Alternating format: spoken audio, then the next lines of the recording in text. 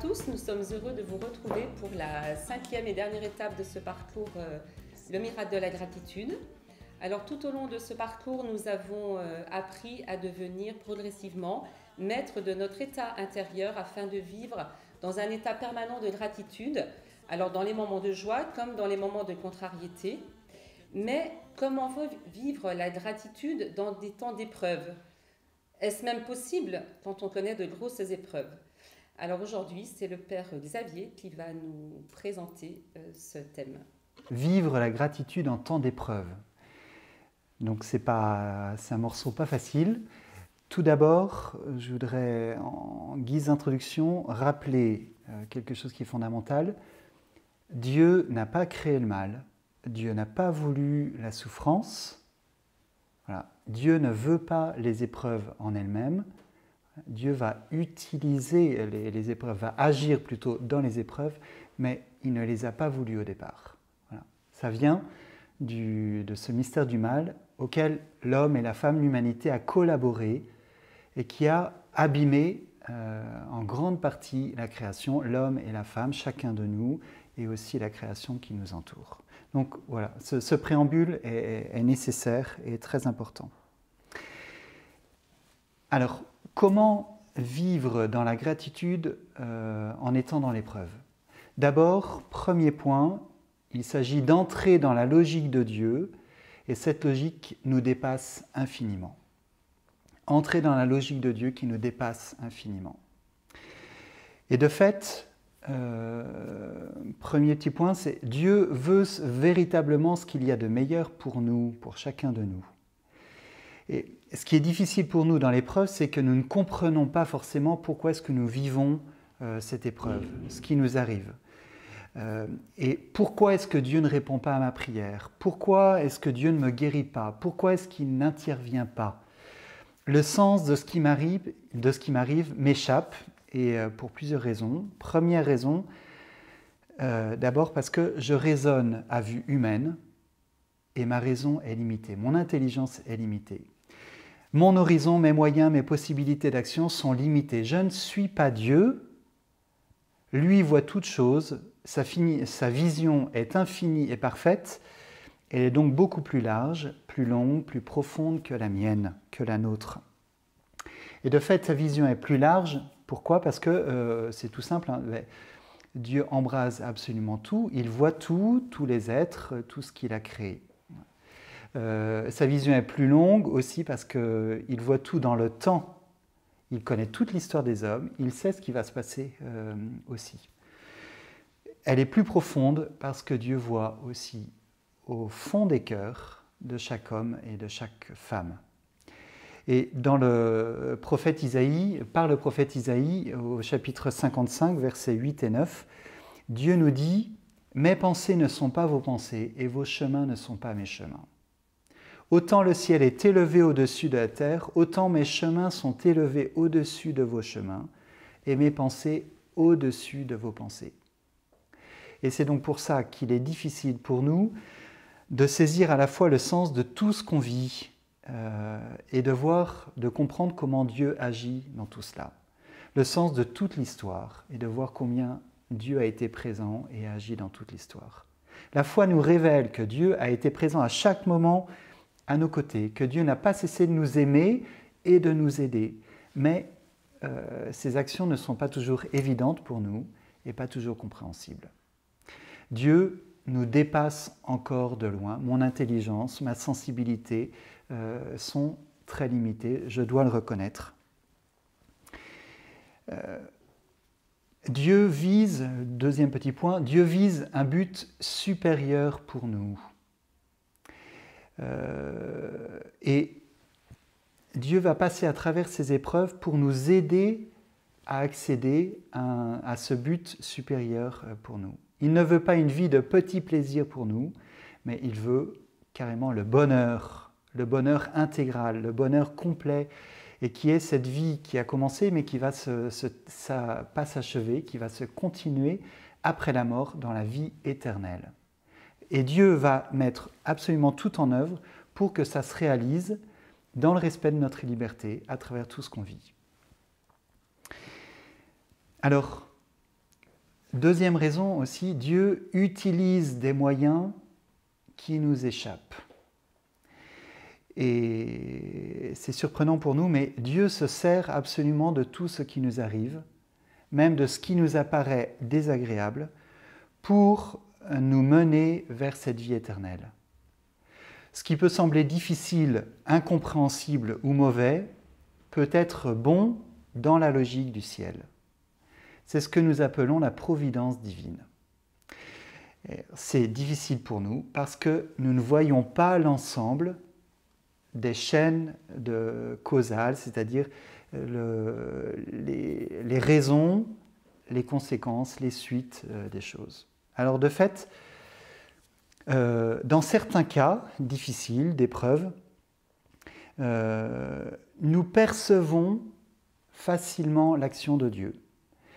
Un événement contrariant peut se révéler avoir un sens supérieur et avoir été voulu par Dieu directement. Et on peut penser à un petit passage de la vie de Saül, du roi Saül, celui qui va devenir le roi Saül. Il est berger et son père a perdu 2 de ses ânesses. Elles ont littéralement disparu alors que visiblement, d'habitude, elles restaient sur place.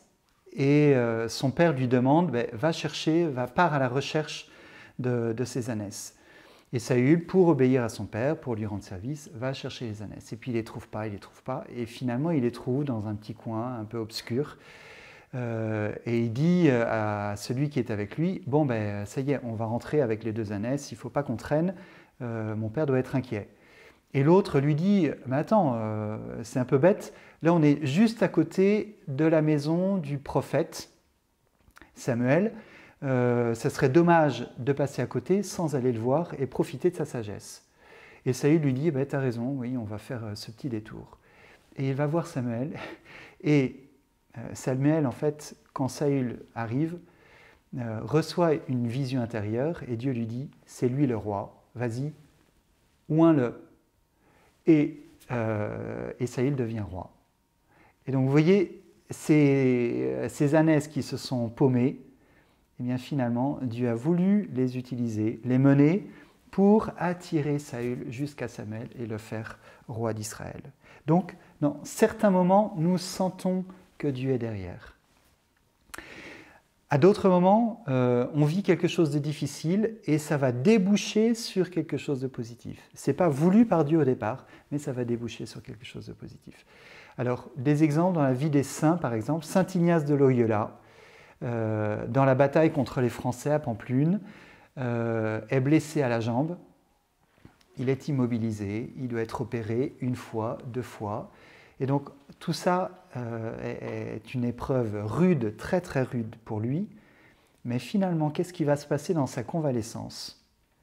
Saint Ignace va découvrir que Dieu existe vraiment et que Dieu l'appelle au véritable bonheur et pas à une vie superficielle comme il s'y était engagé auparavant. Et la vie de Saint Ignace va se transformer et Saint Ignace va connaître une vraie joie et un vrai bonheur. Donc ça, c'est Dieu fait sortir d'un événement négatif en soi, cette bataille, cette violence et puis cette blessure, fait sortir un bien pour la personne et puis pour les autres autour de lui. Mais il y a d'autres situations où nous ne voyons absolument pas de sens positif se dégager d'un événement que nous avons vécu. Et peut-être que le temps va passer et nous ne comprendrons toujours pas pourquoi est-ce que nous aurons vécu telle ou telle chose. Mais Dieu nous assure que nous comprendrons un jour. Dieu nous révélera ce qu'il aura fait à travers cet événement et qui se sera passé en nous, au plus profond de nous. C'est le moment, dans ces épreuves-là, de tenir dans la foi, même si c'est la nuit, on ne voit rien. Je tiens, je sais que Dieu est là. Je ne sais pas ce qui se passe, ce qu'il fait, mais je sais qu'il est là et qu'il me fait avancer. Et quelquefois, je ne sais pas si vous vous êtes déjà dit ça, mais moi je trouve qu'on peut dire dans les moments justement les plus difficiles, se dire je comprends rien du tout, ça m'énerve, j'en ai marre. Mais au plus profond de moi-même, je me réjouis, c'est chouette. Pourquoi? Parce que je sais que je vais grandir à travers cette épreuve. Je ne vois vraiment pas comment, mais je sais que je vais grandir. Donc, je tiens dans la foi. Et je rends grâce à Dieu pour sa présence, là, à mes côtés. Alors, on peut prendre l'image de la tapisserie ou alors des vitraux pour comprendre ça. Vous voyez des vitraux de l'extérieur, en tout cas les anciens vitraux de l'extérieur, c'est du verre avec du plomb qui rassemble les petits morceaux de verre. C'est pas beau en soi. Et il suffit de rentrer dans l'église, dans le bâtiment, et que la lumière du soleil se projette sur les vitraux pour qu'ils prennent un tout autre sens. Leur lumière, leur beauté, leur couleur se révèlent et on décrypte ce qui a été représenté sur ces vitraux. Eh bien nous, parfois, on est à l'extérieur, on ne voit rien, mais une fois que ça sera pleinement éclairé par la lumière de Dieu, nous comprendrons toute la beauté de notre vie et même de ces passages obscurs.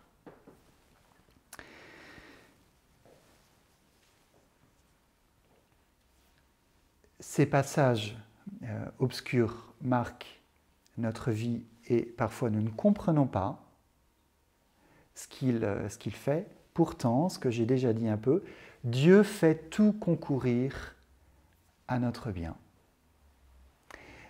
C'est dans l'Épître aux Romains, chapitre 8, au verset 28, Dieu fait tout concourir au bien de ceux qu'il aime.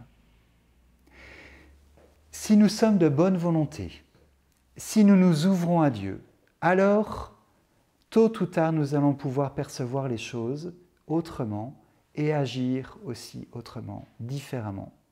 Parce que l'intelligence de Dieu va comme infuser en nous et nous éclairer. On va grandir en intelligence. Et parce que sa force aussi va nous aider à avancer de manière intelligente dans les épreuves, eh bien nous allons avancer même si nous ne comprenons pas. Donc Dieu s'arrange pour que tout se tourne à notre bénéfice. Les événements positifs comme les événements négatifs et même notre péché. C'est dur à accepter, hein, mais c'est vrai. Dieu va visiter et va tourner notre péché aussi pour notre plus grand bien. Dieu, dans sa toute-puissance, est capable de tirer le bien même du mal. Et ça se réalise de manière évidente sur la croix. Jésus meurt, le Fils de Dieu, Dieu lui-même meurt, et pourtant, une vie bien supérieure va nous être offerte par sa résurrection. Du plus grand péché que l'humanité ait jamais commis, le meurtre du Fils bien-aimé, Dieu en tire le plus grand bienfait pour nous, le salut et la vie éternelle. Là aussi, on peut reprendre un très beau passage de l'Ancien Testament, qui est la grande histoire de Joseph, au Genèse 37-50. Je vous invite vraiment à lire cette très belle histoire. Vous savez, vous vous souvenez, Joseph a un problème, il en a plusieurs, hein, mais il a déjà un problème, c'est que son père l'aime trop. Et ses autres frères, ses 11 autres frères, 10 autres, sont jaloux de lui. Et un jour, ils vont décider de le vendre comme esclave. Et Joseph va connaître, au cours de sa vie, plusieurs injustices énormes. Mais Joseph, de manière étonnante, ne va pas se révolter contre Dieu ni contre les autres. Joseph garde le cap de la positivité. Il fait confiance à Dieu, il avance et il traverse toutes ces épreuves. Et à la fin, il va même réussir à pardonner à ses frères pour ce qu'ils lui ont fait. Et il dit au chapitre 50, à la fin de son histoire, au verset 20, il dit à ses frères, « Le mal que vous avez voulu me faire, Dieu a voulu le changer en bien, afin d'accomplir ce qui se réalise aujourd'hui, sauver la vie d'un peuple nombreux. » parce que finalement, c'est toute sa famille qui a été sauvée grâce à lui. Il les a sortis de la famine en étant devenu premier ministre de Pharaon. Donc, vous voyez, l'histoire des hommes est compliquée, on l'écrit avec des lignes courbes, et pourtant, Dieu écrit droit avec ces lignes courbes. Et là, nous avons vraiment la manifestation de la toute-puissance de Dieu. Que Dieu soit capable de tirer un bien du mal est extraordinaire. Et voilà, ce qui n'est pas à notre portée. Voilà. Et je ne vous invite vraiment pas à vous dire bon, c'est pas grave, je vais faire tel mal, Dieu va en tirer un bien. Ça serait complètement tordu. Et parce que nous ne pouvons pas tirer par nous-mêmes aussi de bien de quelque chose qui est tordu. D'accord ? Alors, deuxième partie, 3 attitudes pour vivre la gratitude en temps d'épreuve. Premièrement, se souvenir des moments bénis lorsque nous sommes dans la désolation. Vous savez, saint Ignace de Loyola a parlé, justement, dans sa conversion, il a compris beaucoup de choses, et sur le discernement, il a parlé de consolation et désolation. Nous sommes dans la consolation quand nous vivons des mouvements intérieurs qui nous donnent de l'élan, nous dynamisent, nous donnent la paix, la joie, la confiance, l'amour. Et au contraire, nous vivons la désolation lorsque nous sommes troublés, dans l'obscurité, agités, tentés, et que notre âme se trouve paresseuse, triste et comme séparée du Seigneur. Voilà, la consolation, c'est les moments avec, et la désolation, c'est les moments sans, tout simplement. Cela veut dire que nous pouvons être la cause de l'état de désolation de notre âme, lorsque nous sommes ou nous avons été négligents, paresseux, tièdes dans notre vie, de manière générale. Et ces alternances entre temps de consolation et de désolation peuvent aussi se vivre, se faire sans que nous en soyons directement responsables. Un petit peu comme les saisons qui se succèdent. Il y a également des saisons pour l'âme. La consolation, c'est le printemps, l'été, le temps de la vie, de ce qui surgit de cette vie, et l'hiver et l'automne, qui sont des temps d'enracinement, de germination, du travail en profondeur. Et alors, on peut comprendre que l'hiver est utile pour nous, pour la vie de notre âme, comme l'hiver est utile pour la vie des plantes, pour la création. L'hiver nous permet d'éprouver ce que nous valons, de vérifier que nous sommes capables de continuer à avancer et à servir le Seigneur pour lui-même, et pas seulement dans les consolations. Dans la désolation, je suis capable de maintenir le calme, le cap. Je peux avancer, je peux grandir. L'hiver nous garde dans l'humilité. Il nous apprend qu'il ne dépend pas de nous de faire connaître ou conserver les consolations spirituelles. Je peux avoir un temps de prière extraordinaire ou alors un temps de charité, j'ai rendu service à quelqu'un et je suis vraiment dans la joie. Mais peut-être que 2 heures après, je vais être marqué par une certaine tristesse.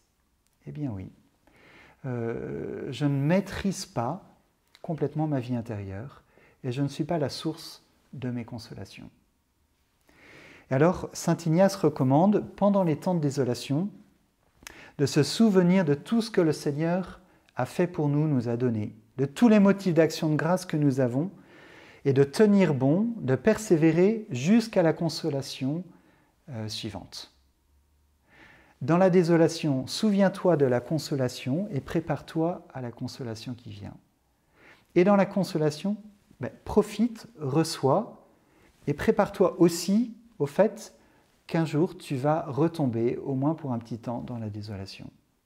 Mais ce que tu vis dans la consolation aujourd'hui est très important pour que tu portes du fruit aussi dans la consolation et que tu continues. Alors, Un exercice à faire en temps d'épreuve, eh bien c'est ça, c'est relire la liste des bienfaits que Dieu m'a donnés et d'en faire mémoire.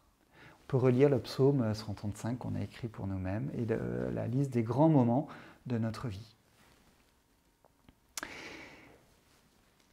Deuxième point, croire que tout concourt à mon bien. Alors on pourrait dire rapidement qu'il faut tout voir comme un cadeau de Dieu. Non, attention, je l'ai dit au départ, le mal, la souffrance, les épreuves n'ont pas été voulues par Dieu. Les épreuves en soi ne sont pas des cadeaux qui viennent de Dieu. Mais dans les épreuves, Dieu va nous apporter de précieux cadeaux. J'espère que la distinction est claire. Conscient de tout ça, il faut donc placer notre conviction dans une certitude inébranlable que tout ce que je vais vivre peut contribuer à mon bien. Aussi bien les événements agréables comme les événements désagréables. La santé comme la maladie, la richesse comme la pauvreté, le succès comme l'échec. Dieu fait tout concourir à mon bien. Je peux ainsi développer une confiance totale vis-à-vis des événements, puisque quoi qu'il m'arrive, je sais que Dieu est avec moi et il transforme tout à mon avantage. Alors, un exemple un peu particulier, Saint Vincent de Paul avait reçu de bienfaiteurs une ferme. Il avait fait de grands travaux dans cette ferme pour en faire un lieu un peu de retraite pour ceux qui étaient dans sa communauté, qui étaient entièrement au service des pauvres. Il fait de gros travaux et des années plus tard, pour une raison inconnue, un tribunal prononce un arrêt qui déclare illégale cette donation. Saint Vincent perd tout, doit tout redonner, y compris les frais engagés dans les travaux. Et Saint Vincent de Paul a une réaction qui nous étonne. Il s'écrie, en apprenant ça, « Dieu soit béni ». Et il répète « Dieu soit béni, Dieu soit béni, Dieu soit béni ». Il répète ça 5 ou 6 fois avec une ferveur en fait croissante. Et il va à l'église, il reste longtemps à prier. Et il va voir après ses frères de communauté et il leur annonce la nouvelle qu'ils ont perdu la ferme en expliquant « Estimons que nous avons beaucoup gagné en perdant, car Dieu nous a ôté avec cette ferme la satisfaction que nous avions de l'avoir et celle que nous aurions eue d'y aller quelquefois. Et cette récréation nous aurait été comme un doux venin qui tue, comme un couteau qui blesse, comme un feu qui brûle et détruit. Nous voilà délivrés par la miséricorde de Dieu de ce danger. » Complexe, hein, mais ce que Saint Vincent de Paul a compris à ce moment-là dans la prière, c'est qu'il y aurait eu un vrai danger, en fait, à avoir un havre de paix pour sa communauté qui aurait pu fuir le service des plus pauvres en se réfugiant dans ce havre de paix.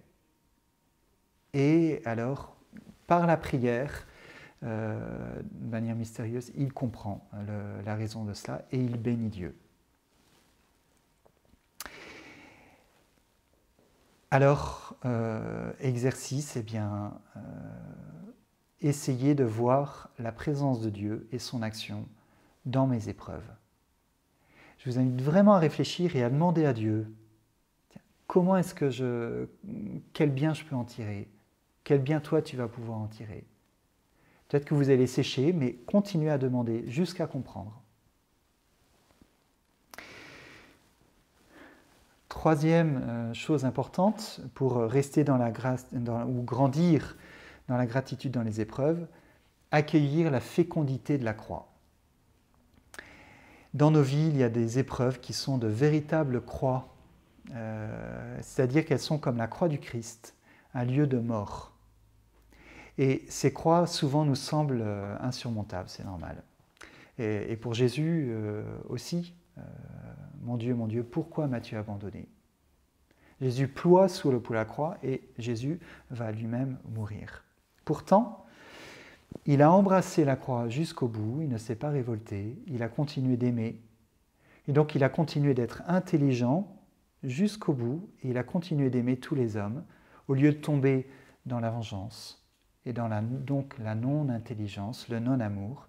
Il a continué de donner le meilleur de lui-même jusqu'au bout, et le feu d'artifice arrive après, c'est-à-dire 3 jours après, il ressuscite,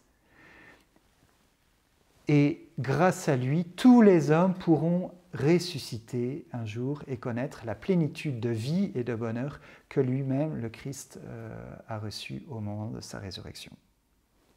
Donc en lui, nous devenons vainqueurs. Eh bien, par le Christ aussi, nous allons pouvoir devenir vainqueurs dans nos petites croix. Vainqueurs du mal qui veut nous attirer vers le bas, nous rendre moins intelligents, nous faire capituler dans l'ordre de l'amour, nous faire arrêter d'aimer et nous faire tomber dans la non-gratitude, l'opposition à Dieu. Voilà.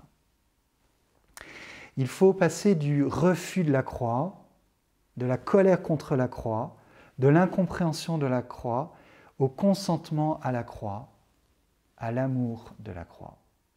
Alors, j'ai parlé de colère. Il ne faut pas gommer la colère. La colère est un sentiment qui vient, qui parfois s'impose à nous. Et quand nous sommes en colère, il faut aller jusqu'au bout de cette colère. Dieu lui-même est en colère contre le mal. Dieu réagit face au mal.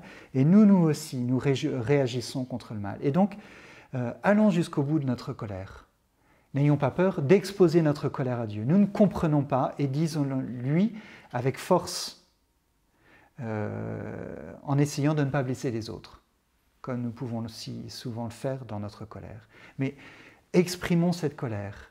Et si nous passons par cette colère, alors Dieu nous fera peut-être et sûrement comprendre quelque chose de supplémentaire, comme Saint Vincent de Paul.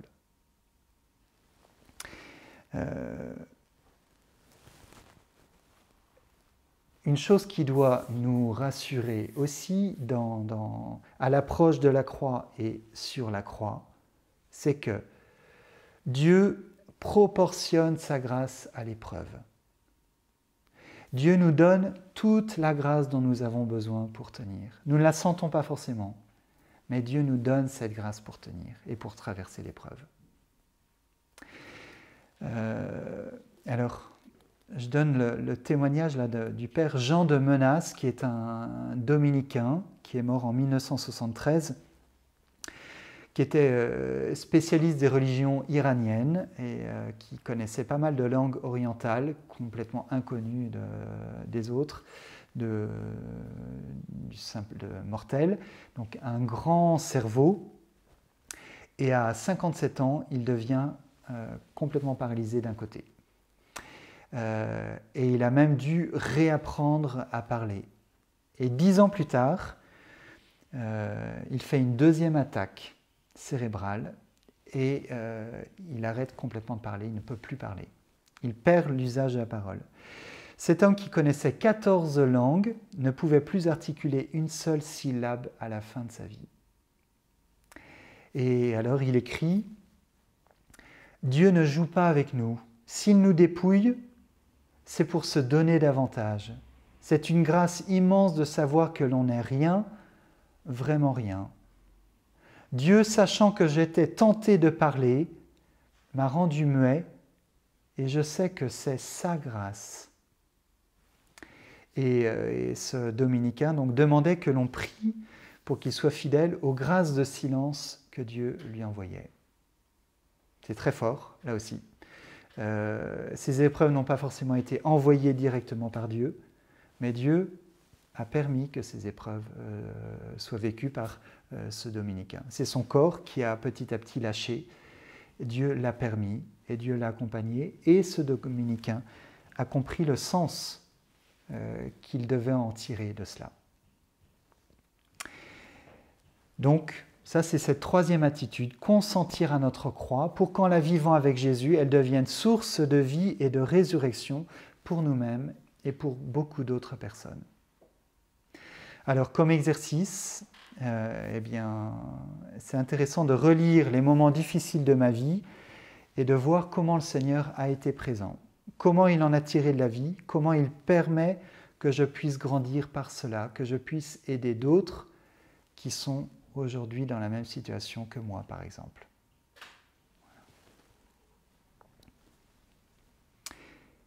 Et maintenant, je vais laisser la parole à Paul et Sophie qui vont vous donner leur témoignage d'un événement très douloureux qui a marqué leur vie personnelle, leur vie de couple et leur famille. Bonjour, nous sommes Paul et Sophie. Nous avons 35 ans de mariage et 6 enfants de 33 à 20 ans, 3 filles, 3 garçons et 4 adorables petits-enfants. Paul est architecte à son compte et je l'aide au niveau de la comptabilité et de l'administration entre 2 rénovations de nos maisons successives. Nous avons donc perdu notre 4e enfant, Samuel, il y a maintenant 9 ans. Il allait avoir 17 ans. Et donc il est tombé très amoureux, c'était son premier grand amour. Et puis voilà, ça a duré 2-3 mois. Et le jour où ça s'est cassé, l'après-midi, Samuel s'est donné la mort dans sa chambre. Donc on a demandé au père, à un père qu'on aimait bien, le père Josan, de venir. Il nous a bénis, on s'est agenouillé devant lui, il nous a bénis. Moi, ces temps-là, je cherchais à me confesser, alors j'en ai profité pour me confesser. Et il nous a dit tout de suite, ne refaites pas le film, ne revenez pas en arrière. Et je pense que cette phrase-là, elle nous a vraiment sauvés. Il y a aussi quelque chose qu'il nous avait préparé. Un ami, Gérard, qui avait perdu sa femme d'un cancer. Le jour où c'est arrivé, il a réuni ses enfants, ils étaient petits, il leur a dit, il y a 2 solutions, soit on s'effondre, soit on avance. Alors nous, on a choisi d'avancer dès le départ. Et donc, par exemple, on n'avait pas faim au moment de dîner. Et on s'est assis à table, on a dit le bénédicité et on a mangé. C'était le début d'une marche en avant à partir de cette épreuve. Alors, comment vivre la gratitude quand on doit affronter une épreuve que je qualifierais de tsunami au niveau de notre petite famille ? Voir et percevoir la force tranquille de mon Paul, mon époux, qui a aidé chacun en posant des actes simples mais concrets, le sentir solide comme un roc, qui sait que malgré tout, malgré toute la tempête qui nous envahit, Dieu est là, Dieu veille. Voir aussi les clins d'œil du Seigneur. Un premier clin d'œil, notre Samuel est parti le jour de notre anniversaire de mariage, le 3 mai. Et par ce fait, même si j'ai pu, ou même si je peux encore être saisie, être triste, je ne peux être que reconnaissante et heureuse de ce grand et beau jour qui est celui de notre union, où désormais le mystère de la vie et de la mort sont intimement liés. Et du coup, je suis bien obligée de faire un très gros gâteau, très festif. Le deuxième clin d'œil, pendant la cérémonie, j'ai eu une vision de la fresque de la chapelle Sixtine, où Dieu pointe son doigt. J'ai senti comme si Dieu pointait son doigt sur nous et prenait dans sa main, en fait, notre famille. Je comprenais en même temps toute la grandeur de Dieu et donc ma propre petitesse, tout en étant sûre que Dieu se préoccupait de nous. Le troisième clin d'œil, pour une maman qui aime à penser aux détails d'organisation des fêtes de famille, j'avais oublié d'acheter des fleurs pour entourer ce dernier au revoir à notre fils. Eh bien, il y a eu tellement de personnes, tellement de jeunes, à venir pour lui dire un dernier adieu en déposant une fleur, qu'à la fin de la cérémonie, le cercueil n'était plus visible tellement de fleurs le recouvraient. inondant le sol de gouttelettes d'eau qui aujourd'hui m'apparaissent comme une eau jaillissante, source de vie. Même là, le Seigneur était vraiment là. Je le vois vraiment comme une marque de son affection, de sa manifestation. Enfin, mon cœur de maman a été attendri et édifié par la délicatesse de chacun des frères et sœurs de Samuel. Ils ont manifesté les uns vis-à-vis des autres et envers nous-mêmes une tendresse et une attention qui ne cesse de grandir et de se manifester encore plus à cette date anniversaire. Et même si cette épreuve restera à jamais gravée dans notre chair, nous restons émerveillés de toutes les tendres manifestations de nos amis pour nous entourer, nous accompagner.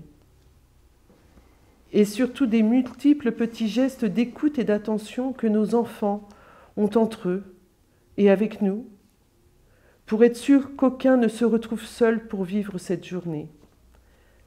Et ça, c'est vraiment chouette. Alors, gratitude. Gratitude pour cette épreuve, non. Le premier mouvement, c'est non. Le Père Josan nous a dit à ce moment-là, la mort, c'est poisseux. Je me rappelle vraiment de ce terme. Et surtout la mort d'un jeune à cet âge-là, et de cette façon-là. Alors voilà, c'est clair. Dieu n'aime pas la mort, et Dieu n'aime pas la souffrance. Et Dieu n'envoie pas l'épreuve. En tout cas, c'est vraiment... Je suis enraciné là-dedans. Par contre, on avait le choix de s'effondrer ou le choix d'avancer. Et surtout le choix d'avancer avec Jésus. Le rejoindre dans cette épreuve, parce qu'il l'a connu. Père, éloigne de moi cette coupe. Et il dit, mais non pas ma volonté, mais la tienne. Et j'avais ce psaume 22. Si je traverse les ravins de la mort, je ne crains aucun mal, car tu es avec moi, ton bâton me guide et me rassure.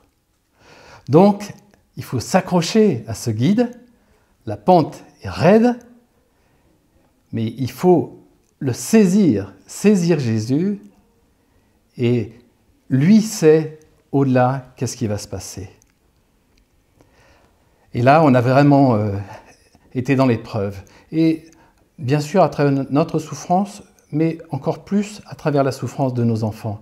Et tout spécialement celle des petits derniers, Thérèse et Joseph, qui avaient 10 et 9 ans, et qui étaient complètement démunis, complètement dépassés par cette mort. Mais nous avons vu aussi nos enfants surmonter cette épreuve. La fratrie blessée se souder comme un corps qui se défend de la maladie. Cette petite église domestique. Nous avons vu plus tard les rires revenir dans la famille, comme un miracle. La foi qui a grandi pour certains, et d'autres qui sont encore dans un cheminement, une difficulté vis-à-vis de ces souffrances.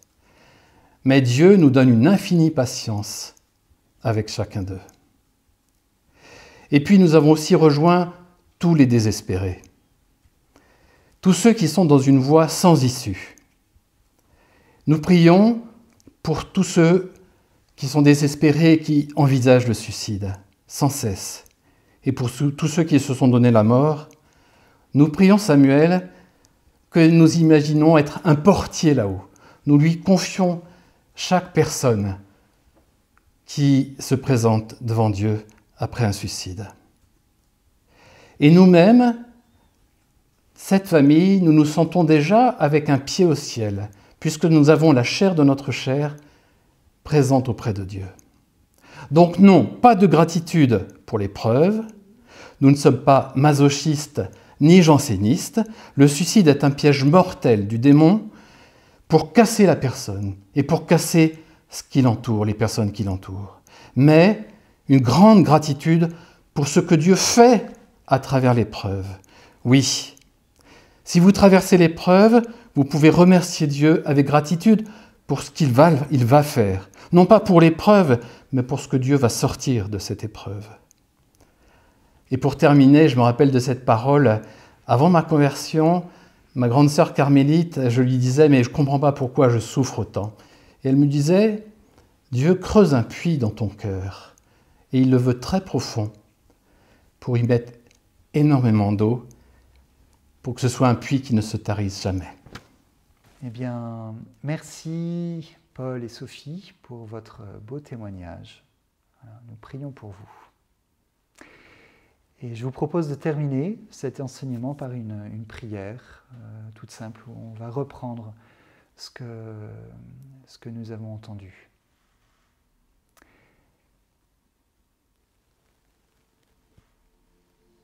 Seigneur Jésus,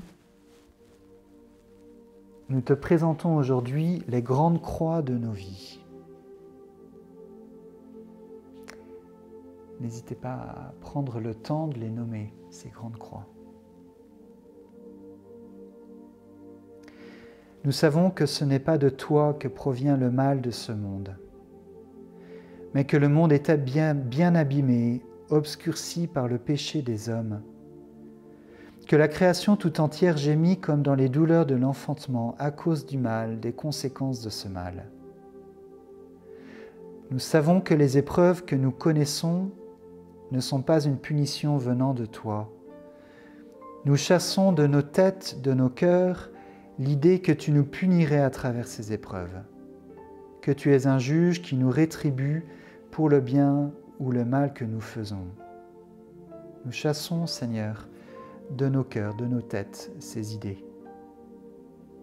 Et au contraire, nous voulons redire combien nous croyons que tu es bon. Seigneur, merci pour cette bonté que tu nous révèles.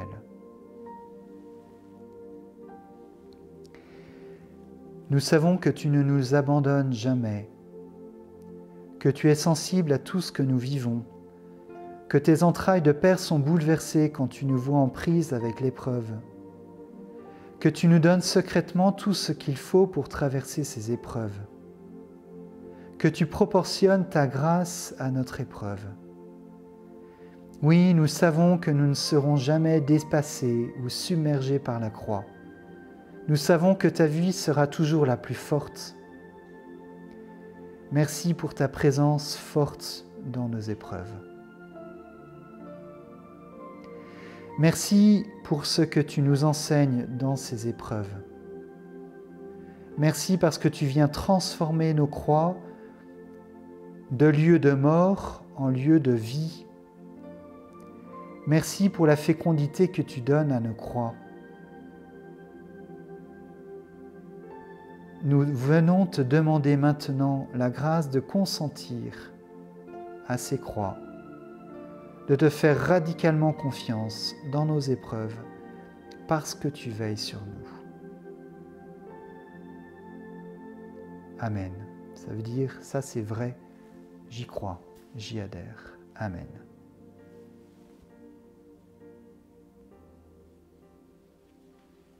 Voilà, merci à Père Xavier, à Sophie et Paul. On a eu des enseignements riches et forts aujourd'hui. Donc, vous avez quand même les petits exercices de la semaine pour la dernière séance.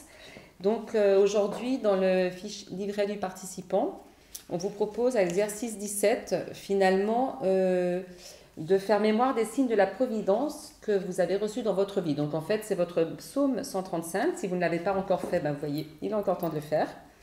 Donc, en fait, comment le Seigneur m'a guidé, comment il m'a parlé, comment il m'a fait rencontrer les bonnes personnes au bon moment. Et donc, je rends grâce au Seigneur pour sa divine providence par laquelle il m'a guidé et il m'a éclairé. Voilà, je fais un acte de confiance en Dieu pour ma vie. Je n'ai rien à craindre car Dieu est toujours avec moi. Ensuite, on vous propose l'exercice 18. Donc, bien en lien avec l'enseignement d'aujourd'hui. Donc, je relis les moments d'épreuve de ma vie. À aucun moment, Seigneur, le Seigneur ne m'a abandonné. Il a toujours été avec moi. Je demande donc à Dieu la grâce de discerner les signes de sa présence à mes côtés dans les temps difficiles. Voilà, comme vous disait le Père, je prends vraiment le temps de noter les épreuves, de noter ce qui a été ma consolation, ce qui a été ma force, la présence peut-être d'amis à mes côtés, etc., ou une parole que j'ai reçue. Voilà, l'espérance qui m'a été donnée.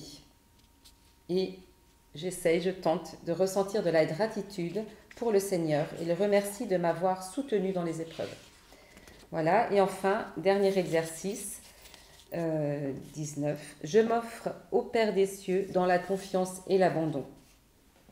Je sais que quoi qu'il m'arrive, tout cela contribuera à mon bien. Je sais que le Père me donne toujours sa grâce en surabondance, de telle façon que je puisse tout traverser avec lui. Voilà, et on vous propose de réciter la prière de Charles de Foucauld. Voilà, nous arrivons au terme de ces 5 étapes qui nous ont fait avancer dans notre pratique de la gratitude. Pour nous, c'était très chouette d'être avec vous. On vous avait vendu que vous en sortiriez rayonnant et au top de votre forme, car vous alliez découvrir que tout est grâce. Alors nous espérons de tout cœur que vous avez glané quelques pépites. On est quand même déjà témoin de nombreuses merveilles. Mais aujourd'hui, si tous les enseignements sont donnés, n'hésitez pas à les réécouter. Ils restent en ligne sur le site, mais venez les réécouter car ils sont denses et qu'installer la vertu de gratitude demande du temps, de l'entraînement, de la répétition. La vertu de gratitude va déployer tout ce qui est positif en vos vies, elle apporte la joie. Alors soyons ambitieux pour rendre grâce en toutes circonstances, comme nous dit saint Paul, dans la confiance et dans l'abandon au Seigneur. Que mon âme et que tout mon être, l'eau sans fin, l'eau sans fin. Que mon âme et que tout mon être, l'eau sans fin.